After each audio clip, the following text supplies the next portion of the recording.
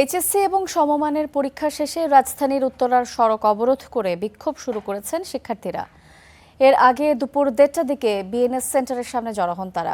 পূর্ব ঘোষণা অনুযায়ী মার্চ 2 শিক্ষা মন্ত্রণালয় শুরুর কথাও বলছেন তারা। অপ্রীতিকর পরিস্থিতি এড়াতে ঢাকার বিভিন্ন এলাকায় আইনশৃঙ্খলা বাহিনীর অতিরিক্ত সদস্য মোতায়েন রয়েছে। সকাল 10টায় দেশের ৫৯ জেলায় নির্বিঘ্নেই শুরু হয় এইচএসসি এবং সমমানের পরীক্ষা। বন্যা পরিস্থিতির কারণে আগের সিদ্ধান্ত অনুযায়ী স্থগিত ছিল চট্টগ্রাম শিক্ষা বোর্ড এবং এর আওতাধীন মাদ্রাসা এবং কারিগরি বোর্ডের ৫ জেলার পরীক্ষা। পরীক্ষা শেষে শিক্ষার্থীদের অবরোধের স্থানে আছেন সহকর্মী এইচএম ইমরান। সরাসরি যাচ্ছে তার কাছে। ইমরান, শিক্ষার্থীরা আজকে কি বিষয়ে অবরোধ করছেন, তাদের কর্মসূচির বিস্তারিত আমাদেরকে জানাবেন।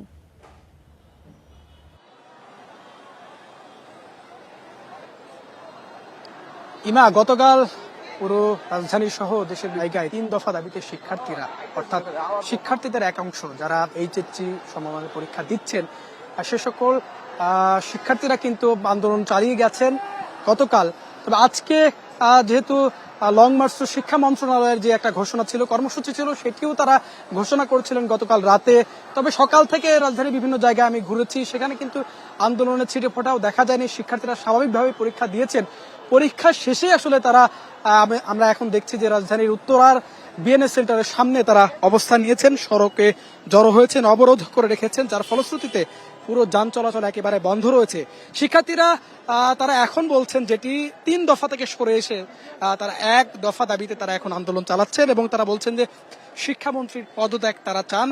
এর কারণ তারা দেখাচ্ছেন যে শিক্ষামন্ত্রী যে বক্তব্য বা গতকালের যে ঘটনা, সেই ঘটনার পরিপ্রেক্ষিতে তারা শিক্ষামন্ত্রীর পদত্যাগ চান এবং সেই দাবিতেই তারা রাজধানীর যে উত্তরার বিএনএস সেন্টার রয়েছে সেখানে তারা অবস্থান নিয়েছেন এবং যার ফলে আমরা দেখছি যে আশপাশের একেবারেই যান চলাচল বন্ধ। আমরা শিক্ষার্থীদের সঙ্গে কথা বলেছি যখন পরীক্ষা শেষ হলো, শেষে তাদের সঙ্গে কথা বলে যেটি জানতে পেরেছিলাম যে শিক্ষার্থীদের এক অংশ চান তারা পড়ার টেবিলে ফিরে যাক, আবার শিক্ষার্থীদের যারা আন্দোলন করছেন সেই অংশটুকু আসলে চান শিক্ষামন্ত্রীর পদত্যাগ। আমরা অভিভাবকদের সঙ্গে কথা বলেছি, তারাও বলেছেন, কেউ কেউ বলেছেন যে শিক্ষার্থীদের যে পরীক্ষা গত সোমবারের পরীক্ষা সেটি না নিলেও পারতেন, স্থগিত করলেও শিক্ষামন্ত্রী পারতেন। সেই সবকিছু বিবেচনায় একাংশ চাচ্ছেন শিক্ষামন্ত্রীর পদত্যাগ, আর একাংশ চাচ্ছেন তারা পড়ার টেবিলে ফিরে যাবেন। এই দৃশ্যপট কিন্তু আজকে সকাল থেকে এই রাজধানীর উত্তরার এলাকার, বিশেষ করে বিভিন্ন স্কুল কলেজে ঘুরেছি, কেন্দ্রে ঘুরেছি, সেই কেন্দ্রের ফলাফলই এটি। তবে আজকের পরীক্ষা অনেকাংশে অন্যান্য দিনের তুলনায় সহজ হয়েছে বলে জানিয়েছেন শিক্ষার্থীরা। তবে শিক্ষার্থীরা বলছেন যে সহজ হলেও শিক্ষামন্ত্রী যে আচরণ করেছে বা শিক্ষামন্ত্রীর যে গতকালের বক্তব্য বা গত সোমবার যে পরীক্ষা নিয়েছে সেই তারই ফলশ্রুতিতে তারা আজকে আন্দোলনে নেমেছেন এবং একাংশ শিক্ষার্থীরা দেখছি তারা এই রাজধানীর বিএনএস সেন্টার অবরোধ করে রেখেছেন। যদিও গতকাল শিক্ষামন্ত্রী দুঃখ প্রকাশ করেছিলেন এবং এই ত্রুটিগুলো যে সমাধান হবে সেই সমাধানের আশ্বাসও দিয়েছিলেন।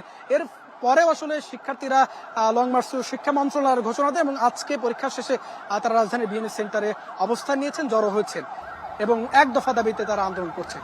ইমা, এই ছিল রাজধানীর বিএনএস সেন্টার থেকে সবশেষ।